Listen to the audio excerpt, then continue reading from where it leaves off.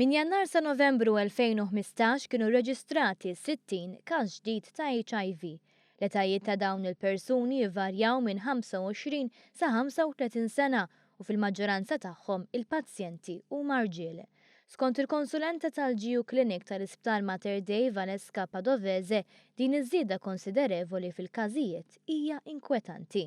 My opinion is quite worrying because we have to put in place some strategy to prevent the spreading of HIV infection in terms of screening to increase the awareness about not only HIV, because we are observing also an increase of other STIs, sexually transmitted infection, like syphilis, gonorrhea and chlamydia in the general population in Malta.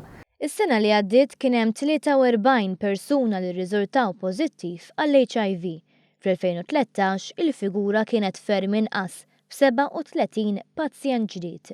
F'dawn l-aħħar 9 snin l-inqas sena li fiha kien hemm persuni li nstabu li kienu pożittivi għat-test tal-HIV kienet l-2007 b'20 każ ġdid biss.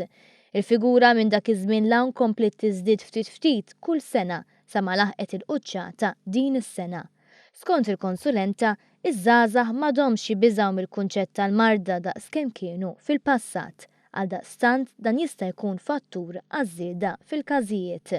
Is lack of awareness, because now HIV is a treatable condition and everybody knows that if you take your drugs and you are compliant to the treatment, you can even have a zero viral load. It means that you can control the infection and you don't develop AIDS, the condition of immunodeficiency.